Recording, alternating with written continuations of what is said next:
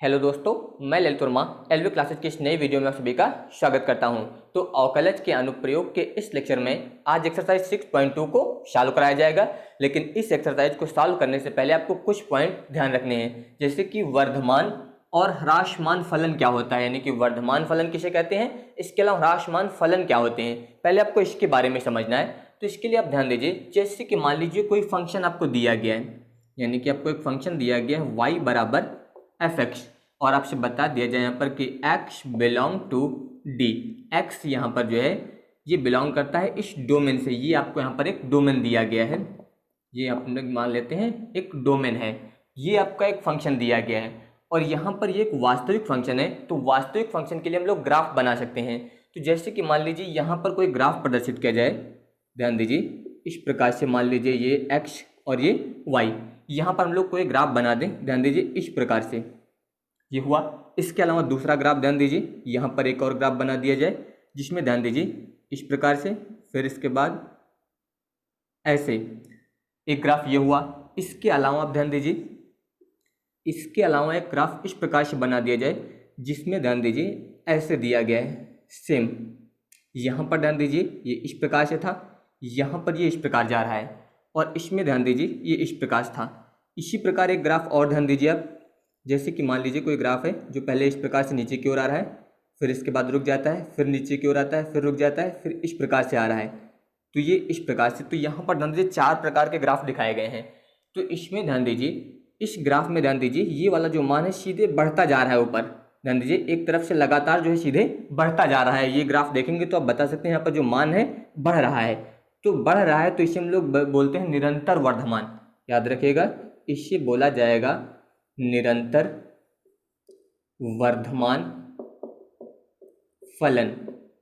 यानी कि अगर कोई निरंतर वर्धमान फलन है तो इसके लिए ग्राफ इस प्रकार से होगा, यानी कि ये ध्यान दीजिए एक तरफ से बढ़ता जा रहा है, तो इसे हम लोग बोलेंगे निरंतर वर्धमान फलन। इसके बाद ये ग्राफ ध्यान दीजिए, यहाँ पर ध्यान दीजिए यहाँ से मान पहले बढ़ता हुआ यहाँ तक आया, इसके बाद यहाँ पर पहुँचने के बाद ध्यान दीजिए रुक गया। रुक गया का मतलब ना ही ऊपर गया ना ही नीचे गया, फिर उसके बाद यहाँ से बढ़ना शुरू हुआ, फिर यहाँ पर आया, फिर इसके बाद ध्यान दीजिए एक सरल रेखा में चला गया, फिर इसके बाद ध्यान दीजिए यहाँ पर बढ़ता चला जाए, यानी कि घट नहीं रहा है लेकिन एक स्थिति के बाद रुक जाता है, फिर उसके बाद बढ़ता है, फिर रुक जाता है, फिर उसके बाद बढ़ता है। तो ऐसे फलन को हम लोग बोलेंगे फिर वर्धमान फलन, याद रखिएगा इसे क्या बोला जाएगा, वर्धमान फलन। यानी कि ये लगातार नहीं बढ़ रहा है लेकिन एक स्थिति पर आकर रुक जाता है, फिर कुछ देर बाद बढ़ता है, फिर उसके बाद रुक जाता है, फिर बढ़ता है, तो इसे हम लोग बोलते हैं वर्धमान फलन। इसी प्रकार यहाँ पर ध्यान दीजिए ये जो ग्राफ दिया गया है इसमें ध्यान दीजिए लगातार घटता जा रहा है, सीधे पूरा जो है एक तरफ से घटता जा रहा है, तो ऐसे फलन को हम लोग बोलते हैं निरंतर ह्रासमान फलन। निरंतर ह्रासमान फलन, इस प्रकार से ये लगातार जो है घटता जा रहा है। इसी प्रकार ध्यान दीजिए चौथा वाला है, ध्यान दीजिए यहाँ पर पहले ध्यान दीजिए घटता जा रहा है, इसके बाद यहाँ पर आके रुक गया है इस तरह, इसके बाद फिर घटा, फिर यहाँ पर आके रुक गया, फिर इसके बाद यहाँ पर ये घट गया। तो ये पहले घटता है, फिर रुक जाता है, फिर उसके बाद घटता है, फिर रुक जाता है, फिर घटता है, लेकिन ये बढ़ नहीं रहा है, धीरे धीरे ये घटता ही जा रहा है। तो ऐसे फलन को हम लोग बोलते हैं ह्रासमान फलन। ह्रासमान फलन, तो ये लगातार बढ़ता जा रहा था इसलिए इसे निरंतर वर्धमान फलन। ये यहाँ पर ध्यान दीजिए बढ़ रहा था लेकिन रुक रुक के बढ़ रहा था, तो इसे हम लोग बोलते हैं वर्धमान फलन। उसी प्रकार यहाँ पर ध्यान दीजिए ये लगातार घटता जा रहा है, तो इससे हम लोग बोलेंगे निरंतर ह्रासमान फलन। और ये वाला ध्यान दीजिए रुक रुक के घट रहा था इसलिए इसे बोला जाएगा ह्रासमान फलन। तो इस प्रकार जो आप इसे ग्राफ के द्वारा समझ सकते हैं। अब अगर आप इसे थ्योरी के रूप में यानी कि गणना के रूप में समझना चाहें तो इसके लिए ध्यान दीजिए, जैसे कि पहला मान लीजिए वर्धमान फलन है कोई, वर्धमान फलन, तो इसके लिए आप बता सकते हैं कि फलन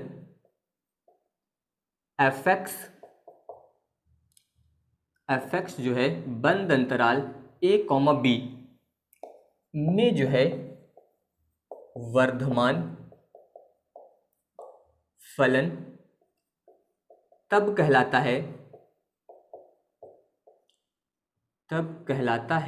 जब, अब ध्यान दीजिए यहाँ पर फलन f(x) जो है ये बंद अंतराल a, b में जो है वर्धमान फलन तब कहलाएगा जब यहाँ पर ध्यान दीजिए कि x1 is less than x2। ध्यान दीजिए यहाँ पर x1 is less than x2, यानी कि जो x1 है इसका मान x2 से छोटा है।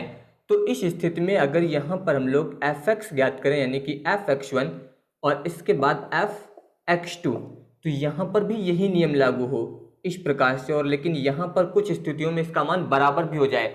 आगे आप बता सकते हैं कि for all x1, x2 belong to a, b के लिए। तो यहाँ पर ध्यान दीजिए फलन fx जो है ये बंद अंतराल a, b में वर्धमान फलन तब कहलाएगा जब यहाँ पर ये कंडीशन लागू हो जाएगी। कंडीशन आप समझिए, यहाँ पर ध्यान दीजिए x1 का मान जो है x2 से छोटा है, तो अगर x1 पर हम लोग फंक्शन का मान ज्ञात करेंगे यानी कि fx1, इसी प्रकार x2 पर हम लोग फंक्शन का मान ज्ञात करेंगे तो fx2। तो यहाँ पर ध्यान दीजिए x1 छोटा था तो यहाँ पर जो फंक्शन का मान आया ये भी इससे छोटा आया।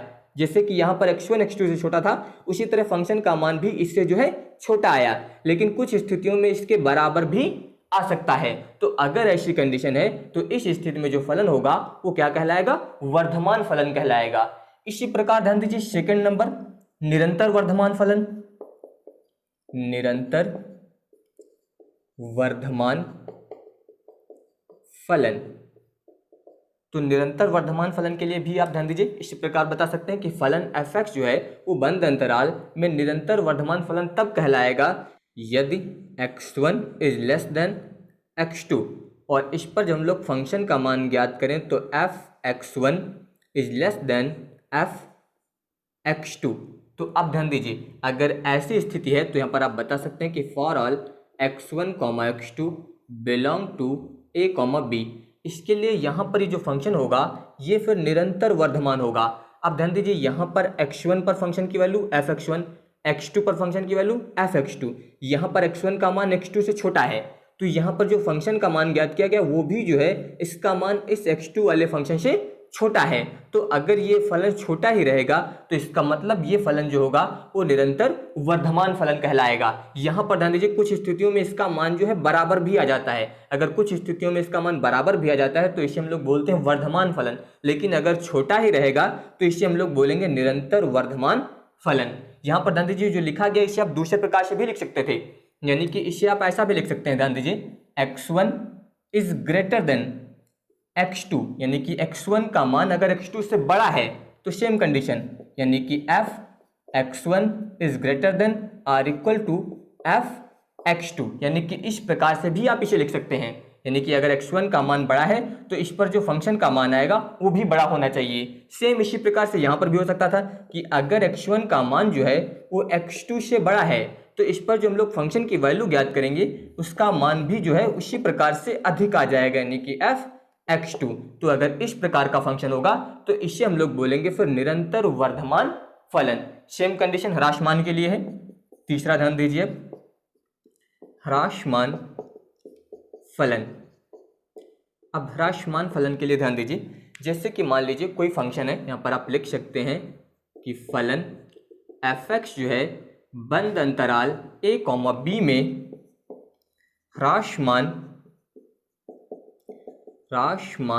फलन कहलाता है यदि, अब यदि ध्यान दीजिए x1 is less than x2, यानी कि x1 जो है इसका मान x2 से छोटा है, तो अगर इस पर हम लोग फंक्शन की वैल्यू ज्ञात करें यानी कि fx1 और इसका मान जो है इससे अधिक आ जाए या फिर इसके बराबर आ जाए fx2, इस प्रकार से आगे आप बता सकते हैं कि for all x1, x2 belong to a, b।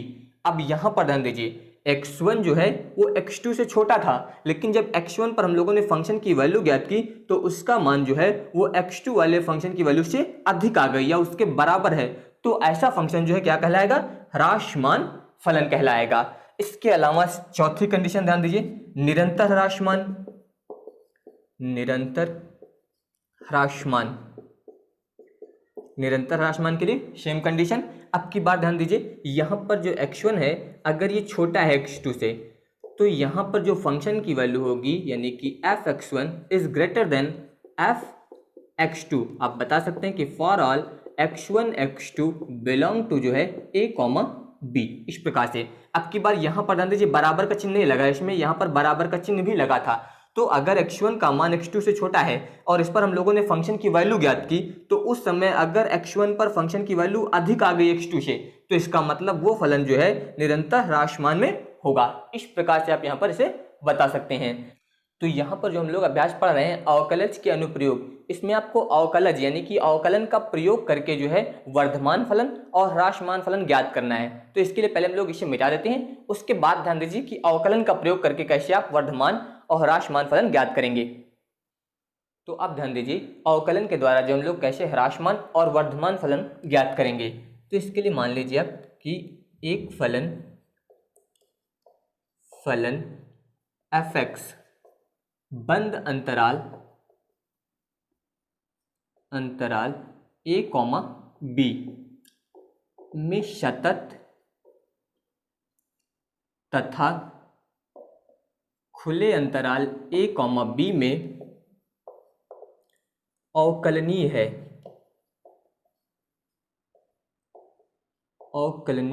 यहाँ पर ध्यान दीजिए ये मान लिया गया कि एक फलन जो है वो f(x) बंद अंतराल a, b में सतत है, इसके अलावा जो है खुले अंतराल a, b में अवकलनीय है।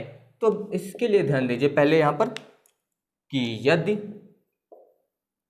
f(x) यानी कि f(x) का जब आप अवकलन करेंगे तो क्या आएगा f(x), यदि f(x) is greater than 0 for all x belong to a, b, यानी कि यहाँ पर जो f(x) है अगर इसका मान 0 से अधिक आया तो आप बता सकते हैं कि तो फलन f जो है वो a, b पर निरंतर वर्धमान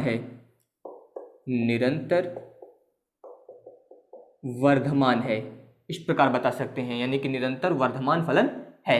इसी प्रकार सेकंड कंडीशन ध्यान दीजिए कि यदि f(x) इज लेस देन, यानी कि जो f(x) है अगर इसका मान 0 से छोटा है, आगे आप बता सकते हैं for all x belong to a, b के लिए तो छोटा होगा, तो यहाँ पर f जो है वो a, b पर निरंतर ह्रासमान होगा।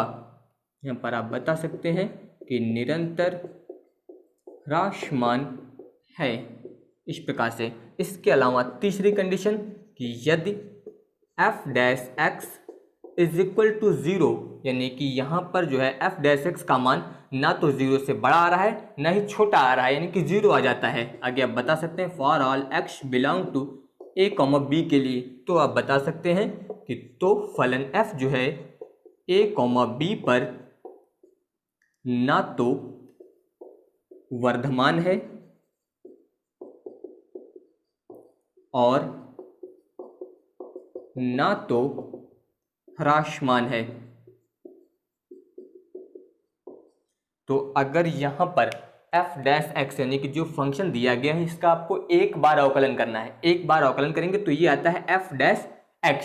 तो यहाँ पर अगर f(x) का मान 0 से बड़ा आया तो यहाँ पर जो फलन होगा वो निरंतर वर्धमान होगा, और अगर f(x) का मान 0 से छोटा आया तो फलन जो है निरंतर ह्रासमान होगा। इसके अलावा अगर f(x) का मान 0 आ गया, यानी कि 0 के बराबर आ गया, तो फलन जो है ना तो वर्धमान होगा और ना ही ह्रासमान होगा। तो इस प्रकार से यहाँ पर हम लोग वर्धमान और ह्रासमान ज्ञात करेंगे। तो अब इसे मिटा देते हैं, उसके बाद हम लोग एक्सरसाइज स्टार्ट करते हैं। तो अब ध्यान दीजिए इसमें पहला क्वेश्चन यहाँ पर दिया गया है इसमें कि सिद्ध कीजिए कि r यानी कि रियल नंबर पर जो फंक्शन दिया गया है आपको यहाँ पर f(x) is equal to 3x plus 17 इतना दिया गया है, से प्रदत्त फलन जो है निरंतर वर्धमान है, यानी कि यहाँ पर ये जो फंक्शन दिया गया है ये निरंतर वर्धमान है, ये आपको सिद्ध करना है। तो सबसे पहले हम लोग इसका अवकलन करेंगे। जब अवकलन करेंगे तो f(x) बराबर यहाँ पर ध्यान दीजिए 3x का अवकलन आ जाएगा 1 और 17 का अवकलन हो जाएगा 0, यानी कि f(x) बराबर यहाँ पर आया 3। इसका मतलब ध्यान दीजिए f(x) का मान कितना है 3, और 3 जो है 0 से बड़ा होता है, और यहाँ पर f(x) का मान जो है 0 से बड़ा आ गया। और आप बता सकते हैं इसमें कि for all x belong to r, यानी कि सभी r के लिए यहाँ पर जो f(x) है इसका मान 0 से बड़ा है, तो आप बता सकते हैं यहाँ पर, इसलिए फलन r पर निरंतर वर्धमान है, निरंतर वर्धमान है। इस प्रकार से आप यहाँ पर सिद्ध कर सकते हैं। इसके बाद ध्यान दीजिए, इसी का सेकंड नंबर क्वेश्चन सेम इसी प्रकार से दिया गया है कि सिद्ध कीजिए कि r पर, ध्यान दीजिए यहाँ पर दिया गया है कि r पर fx बराबर e की पावर 2x से प्रदत्त फलन जो है निरंतर वर्धमान है। सेम उसी प्रकार से इसे भी सॉल्व करेंगे। ये इसका सेकंड नंबर क्वेश्चन है। यहाँ पर आपको अवकलन करना है, तो जब अवकलन करेंगे तो f डैश एक्स बराबर e की पावर x के अनुसार करेंगे तो e की पावर x का अवकलन e की पावर x होता है, लेकिन यहाँ पर x की जगह पे क्या दिया गया 2x, तो इसका अवकलन आपको दोबारा करना है, यानी कि d by D x 2x। तो ये आ जाएगा f डैश एक्स बराबर e की पावर 2x। यहाँ पर जब इसका करेंगे तो x का 1 हो जाएगा और 1 का गुणा 2 में करेंगे तो 2 आ जाएगा, तो 2e की पावर 2x जो कि धनात्मक है, और धनात्मक है इसलिए इसका मान 0 से बड़ा होगा। आप बता सकते हैं कि for all x belong to r, यानी कि सभी r के लिए जो f डैश x है यहाँ पर इसका मान 0 से बड़ा है। इसका मतलब ये भी फलन जो है r पर निरंतर वर्धमान है। तो यहाँ पर भी आप बता सकते हैं कि अतः फलन r पर निरंतर वर्धमान है, इस प्रकार से। अब इसके बाद ध्यान दीजिए क्वेश्चन नंबर 3, इसमें दिया गया है कि सिद्ध कीजिए कि fx is equal to sine x, इतना दिया गया है, से प्रदत्त फलन जो है। अब यहाँ पर आपको 3 कंडीशन दी गई है। पहले में दिया गया है कि 0, पाई बाई 2 में निरंतर वर्धमान है। इसके बाद दूसरा है पाई बाई 2, पाई में निरंतर ह्रासमान है, और 0, पाई में जो है ना तो वर्धमान है और ना ही ह्रासमान है।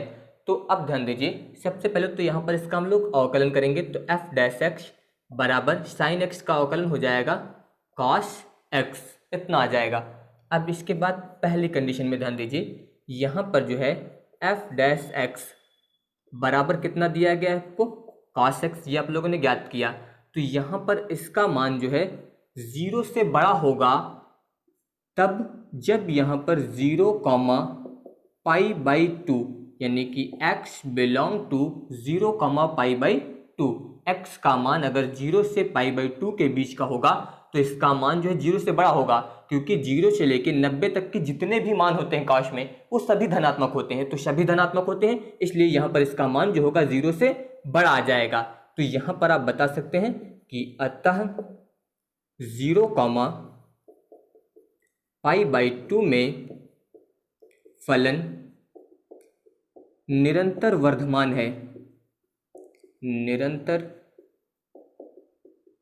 वर्धमान है, इतना बताएंगे। इसके बाद दूसरी कंडीशन में ध्यान दीजिए, आपकी बात f dash x is equal to cos x, cos x का मान जो है इस बार 0 से छोटा हो जाएगा, क्योंकि यहाँ पर जो है x belong to pi by 2, pi, यानी कि कॉस में जो है 90 से लेके 180 तक के जो मान होते हैं वो सारे मान ऋणात्मक होते हैं, कोई भी मान धनात्मक नहीं होता है। तो ऋणात्मक होने का मतलब यहाँ पर जो f डैश एक्स होगा ये 0 से फिर छोटा हो जाएगा, और 0 से छोटा हो जाएगा तो आप बता सकते हैं कि अतः फलन पाई बाई 2, पाई में निरंतर ह्रासमान है, निरंतर ह्रासमान है, इस प्रकार से।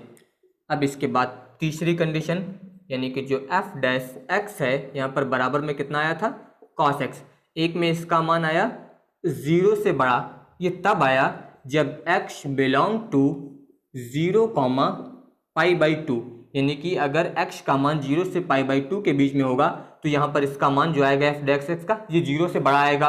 और दूसरी कंडीशन में यानी कि f dash x is equal to cos x, इसका मान जो है 0 से छोटा आया। 0 से छोटा कब आएगा, जब यहाँ पर x belong to pi by 2, pi, तो एक स्थिति में जो इसका मान धनात्मक आ रहा है और दूसरे स्थिति में ऋणात्मक आ रहा है।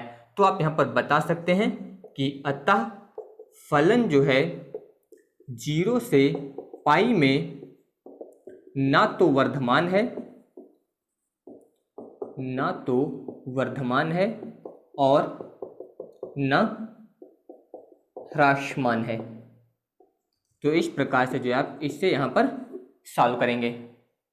अब इसके बाद ध्यान दीजिए क्वेश्चन नंबर 4, इसमें दिया गया है कि अंतराल ज्ञात कीजिए। इस बार आपको अंतराल ज्ञात करना है जिसमें fx बराबर दिया गया है 2x² माइनस 3x से प्रदत्त फलन f जो है, पहला इसमें दिया गया है निरंतर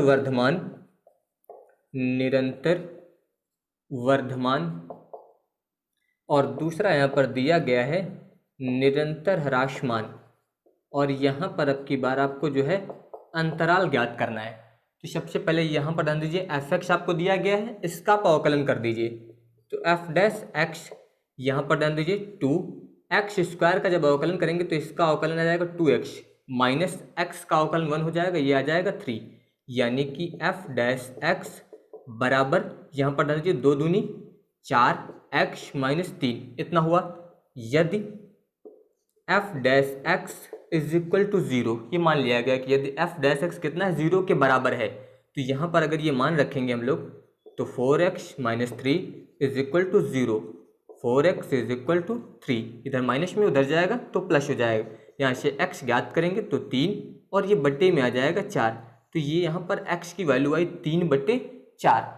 तो यहाँ पर पहला है निरंतर वर्धमान। निरंतर वर्धमान तभी होगा जब यहाँ पर x की वैल्यू जो है हम लोग प्लस में लेंगे। तो अब इसके लिए ध्यान दीजिए, यहाँ पर पहली कंडीशन अब बताएंगे कि f डैश x जो ये वाला मान है, यानी कि f dash x is equal to, इसका मान आया है यहाँ पर 4x माइनस 3 इतना आया। तो आप बता सकते हैं यहाँ पर कि for all x belong to, यहाँ पर इसका मान आया 3/4, यहाँ पर हो जाएगा 3/4 कॉमा इनफाइनाइट तक, यानी कि x का जो मान है वो 3/4 से लेके प्लस इनफाइनाइट तक जो भी मान होगा यहाँ पर सभी x की वैल्यू के लिए इसका मान जो होगा वो यहाँ पर 0 से बड़ा होगा, यानी कि आप बता सकते हैं इज ग्रेटर देन 0। अगर यहाँ पर इसका मान 0 से बड़ा है तो आप बता सकते हैं कि फलन 3/4 कॉमा इनफाइनाइट में जो है निरंतर वर्धमान है, निरंतर वर्धमान है। इस प्रकार से सेकंड नंबर कंडीशन ध्यान दीजिए, f dash x is equal to 4x minus 3 इतना आया था। तो यहाँ पर इसका मान जो है 0 से छोटा होगा तब यहाँ पर ह्रासमान होगा। तो 0 से छोटे के लिए for all x belong to, आप बता सकते हैं माइनस अनंत से लेके प्लस 3/4 तक की जो भी वैल्यू होगी, इसमें ये फलन जो होगा वो निरंतर ह्रासमान होगा। तो आप बता सकते हैं तो फलन यहाँ पर जो होगा वो माइनस इनफाइनाइट से 3/4 में जो है निरंतर ह्रासमान रहेगा, निरंतर ह्रासमान है। तो इस प्रकार से जो है आप यहाँ पर इसे ज्ञात करेंगे। एक अंतराल आपका ये हो जाएगा और दूसरा अंतराल आपका ये हो जाएगा।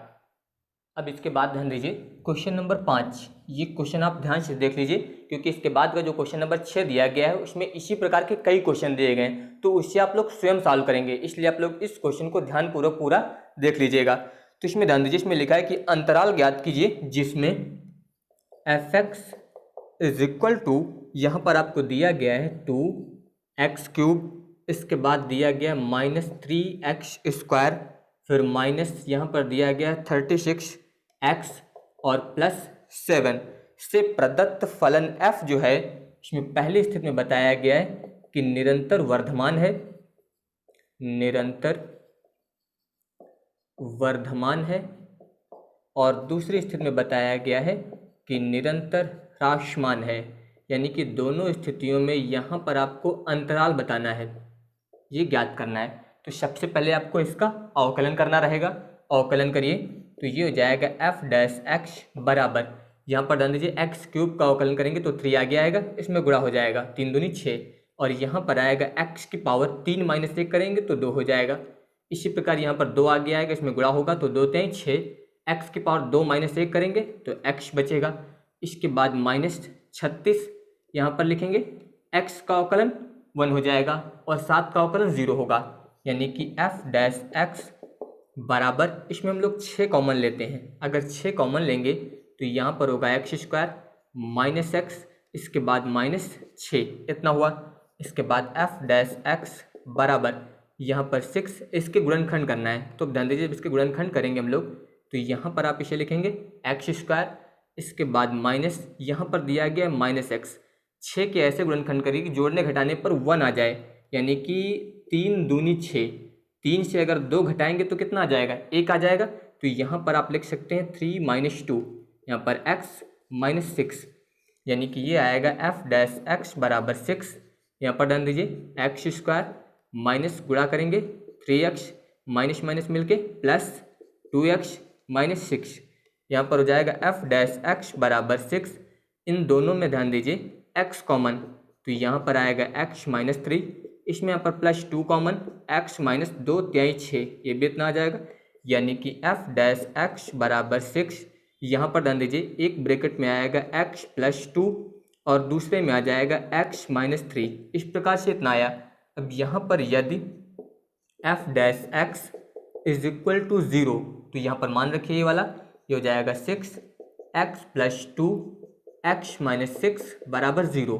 6 इधर जाएगा, 0 हो जाएगा। यहाँ से अगर हम लोग ज्ञात करेंगे तो x + 2 आप लिख सकते हैं कि यदि x + 2 बराबर 0, तो x बराबर कितना आएगा, -2। दूसरा यहाँ पर x - 3 बराबर 0, तो इसका मतलब x बराबर कितना आएगा, +3।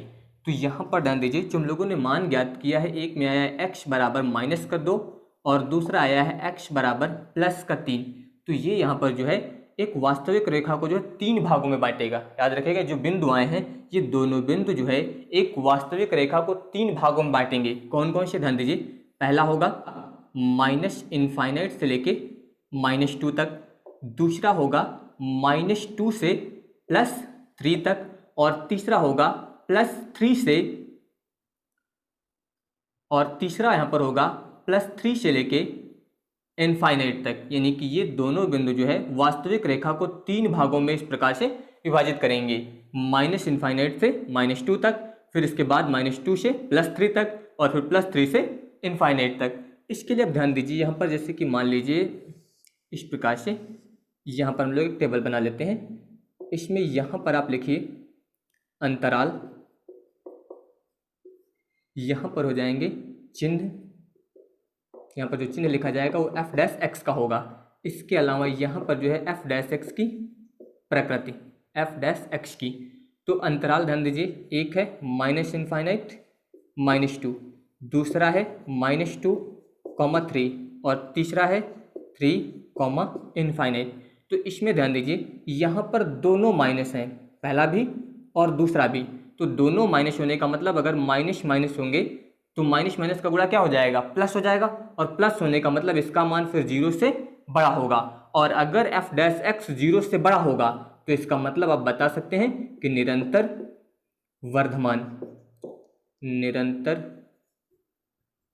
वर्धमान है।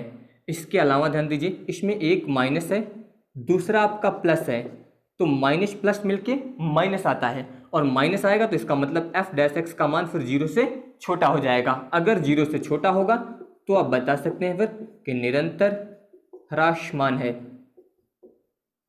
यहाँ पर ये निरंतर ह्रासमान हो जाएगा। इसी प्रकार इसमें ध्यान दीजिए, दोनों प्लस हैं, तो दोनों प्लस होने का मतलब प्लस ही रहेगा, तो इसका मान जो होगा यहाँ पर 0 से बड़ा आएगा। तो बड़ा आने का मतलब यहाँ पर निरंतर वर्धमान है, इस प्रकार से। तो यहाँ पर ध्यान दीजिए, एक ये वाला अंतराल और दूसरा ये वाला अंतराल, इन दोनों अंतराल पर जो फलन है वो निरंतर वर्धमान है, और जो ये वाला अंतराल है इस पर फलन निरंतर ह्रासमान है। तो आप बता सकते हैं कि अतः फलन, यहाँ पर लिखेंगे अंतराल -∞, -2, और इसके बाद 3, पर निरंतर वर्धमान